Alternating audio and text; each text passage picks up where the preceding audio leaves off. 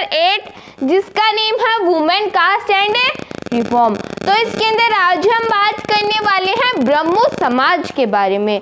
तो लगभग हमने हमारा चैप्टर पूरा कंप्लीट कर लिया है। तो अब हम हमारे चैप्टर के अंदर जितनी भी सभा है, जितने भी समाज हैं, ऑर्गेनाइजिंग जो रिफॉर्म लाने की बात की गई थी, जो जो ऑर्गेनाइजेशन बनी थी, उनके बारे में हम अब पढ़ने वाले हैं। तो पहले हम बात कर लेते हैं ब्रह्मो समाज की। तो ब्रह्मो समाज किसने एस्टेब्लिश की थी? राजा राममोहन रॉय ने। तो राजा राममोहन रॉय ने ब्रह्मो समाज को एस्टेब्लिश किया था।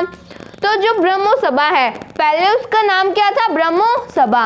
बाद में उसको फिर से रीनेम करके उसका नाम ब्रह्मो समाज हो गया। तो पहले ब्रह्मो सभा था, फिर ब्रह्मो समाज हो गया। तो फर्स्ट रिफॉर्म मूवमेंट, ये जो है ब्रह्मो सभा, ये पहला रिफॉर्म मूवमेंट है। मतलब जैसे मान लो कोई ट्री है, अब ये ट्री मान लो, और ये क्या है? उसकी रूट्स है। तो ये जो ट्री है, इसको हम रिफॉर्म ट्री मान लेते हैं। तो ये जो रिफॉर्म ट्री के जो रूट्स है, वो ब्रह्मो सभा मान लो या फिर ब्रह्मो समाज मान लो। तो ये जो रूट्स है, ये ब्रह्मो समाज है। मतलब इससे क्या समझ में आया आपको कि मान लो कि जो भी रिफॉर्म लाने की बात की गई थी, या फिर सबसे पहले रिफॉर्म लाने के लिए जो ऑर्गेनाइजेशन बनी थी, वो ब्रह्मो समाज ही बनी थी। तो फर्स्ट रिफॉर्म मूवमेंट ये क्या था? फर्स्ट रिफॉर्म मूवमेंट था ब्रह्मो समाज। ईस्ट टू वेस्ट, अब ईस्ट का मतलब इंडिया जो है वो कौन से साइड के अंदर आता है? वो ईस्ट के अंदर आता है। तो ईस्ट कुछ पीपल जैसे थे जो एंशिएंट कल्चर को, इंडिया के एंशिएंट कल्चर को प्रमोट करते थे। तो जो इंडिया को एंशिएंट कल्चर को प्रमोट करते थे, उन्हें हम ओरिएंटलिस्ट बोलते हैं। तो एक तो ओरिएंटलिस्ट थे और दूसरे एंग्लिसिस्ट। एंग्लिसिस्ट मतलब जो वेस्टर्न एजुकेशन को प्रमोट करते थे। लेकिन ये जो ब्रह्मो समाज है, इसके अंदर जो राजा राममोहन रॉय है, वो ईस्टर्न कल्चर को भी प्रमोट करते थे और वेस्ट की एजुकेशन को भी प्रमोट करते थे। तो दोनों को वो प्रमोट करते थे, ईस्ट प्लस वेस्ट। तो जो ब्रह्मो समाज है, द सोसाइटी ऑफ गॉड, वो क्या है? गॉड की सोसाइटी है। तो ब्रह्मो मतलब ब्रह्म और समाज मतलब सोसाइटी। तो ब्रह्मो समाज मतलब भगवान की सोसाइटी, ब्रह्म की सोसाइटी। तो द सोसाइटी ऑफ गॉड, तो सोसाइटी ऑफ गॉड मतलब यहाँ पे क्या होगा? सभी को इक्वल से माना जाएगा। जैसे हम भगवान को इक्वल मानते हैं हर गॉड को, तो वैसे ही इंडिया के अंदर हर पीपल को इक्वलिटी से देखा जाएगा। तो द सोसाइटी ऑफ गॉड, उसे हम ब्रह्मो समाज बोलते हैं।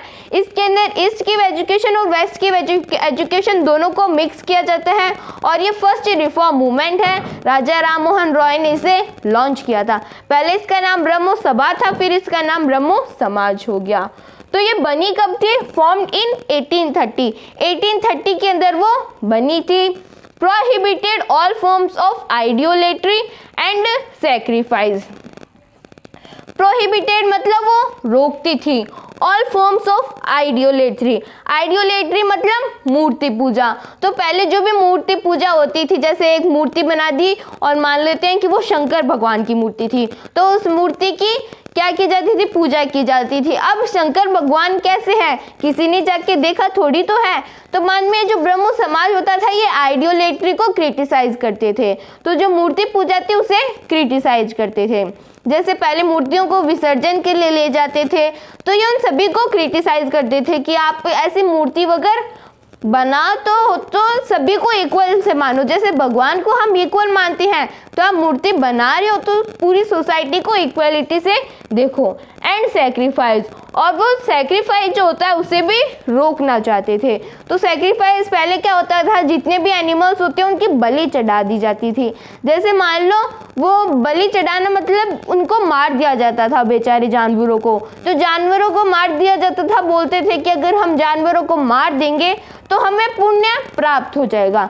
तो पुण्य के चक्कर में वो एनिमल्स की हत्या कर देते थे।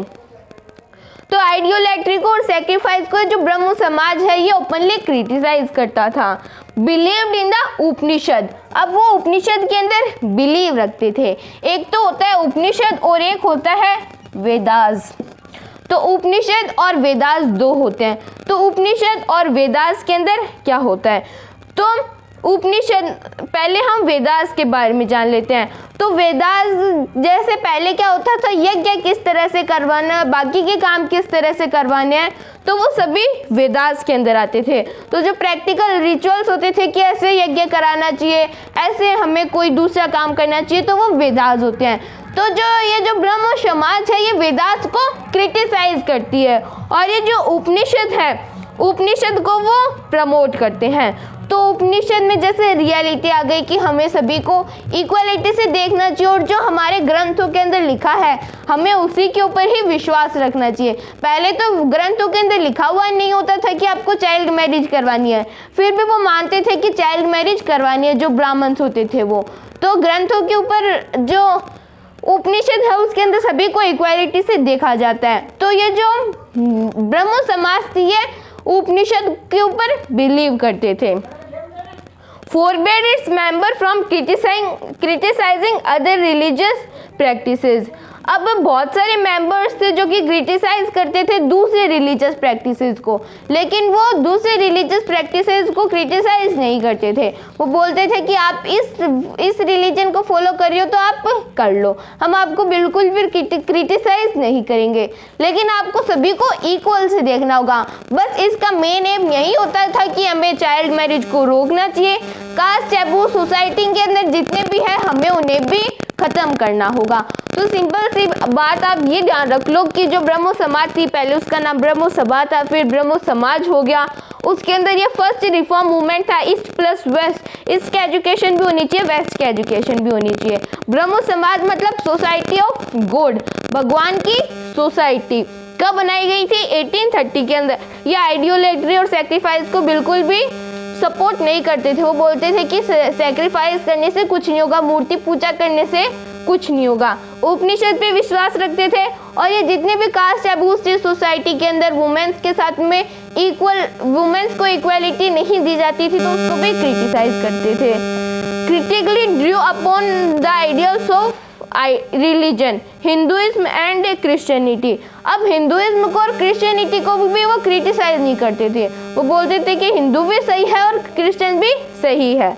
Looking at the negative and positive dimension, जो पॉजिटिव डायमेंशन होते थे हिंदूज के बीच में और क्रिश्चियंस के बीच में, तो पॉजिटिव जो डायमेंशन होते हैं उनको तो वो मानते थे, और नेगेटिव डायमेंशंस को वो बिल्कुल भी, जो नेगेटिव साइड्स होती हैं उनको वो क्रिटिसाइज करते थे। तो वो उनके पॉजिटिव डायमेंशन भी देखते थे, नेगेटिव डायमेंशन भी देखते थे।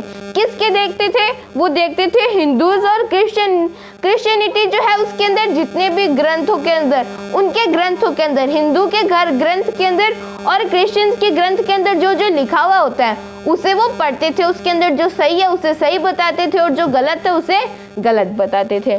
तो पहले राजा राममोहन रॉय थे उसके लीडर, लेकिन जब राजा राममोहन रॉय की डेथ हो जाती है तो उसको बाद में इस ब्रह्म समाज को आगे कौन बढ़ाता है? केशव चंद्र सेन। तो बाद में वो पूरे ऑल ओवर इंडिया के अंदर उसको फैलाते हैं। लेकिन कुछ लोग जो है केशव चंद्र सेन को क्रिटिसाइज करते हैं।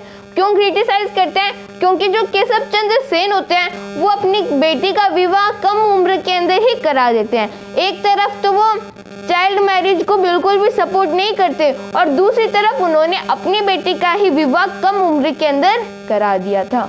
तो हमारा ये जो टॉपिक है ब्रह्म समाज ये कंप्लीट हो गया। इसके नेक्स्ट वीडियो के अंदर हम हमारे नेक्स्ट टॉपिक की बात करने वाले हैं।